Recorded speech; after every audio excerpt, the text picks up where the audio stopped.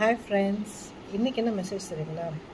0 is good அப்படின்ட்டு ஒரு போர்டில் பார்த்தேன். அப்புறம் நான் யோசித்தேன், 0 எப்படி குட் ஆகும்னுட்டு. ஆக்சுவலி சொல்லப்போனால் யோசிச்சப்பறமா தெரியுது 0 தான் ரொம்ப குட்டுன்னுட்டு. நம்மளை நிறைய பேர் 0ன்னு சொல்லுவாங்க. நம்ம 0வாக இருந்துட்டு ரொம்ப நல்லது. ஏன்னா வெறும் 1 இருந்தால் அதுக்கு வர்த்தே இல்லை. அது பக்கத்தில் 0s இருந்தால் தான் வர்த்து.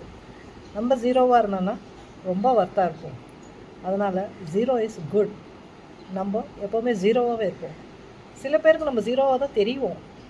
அப்படியே இருந்துட்டோன்னா ரொம்ப குட்டாகவே இருக்கும் இல்லைங்களா?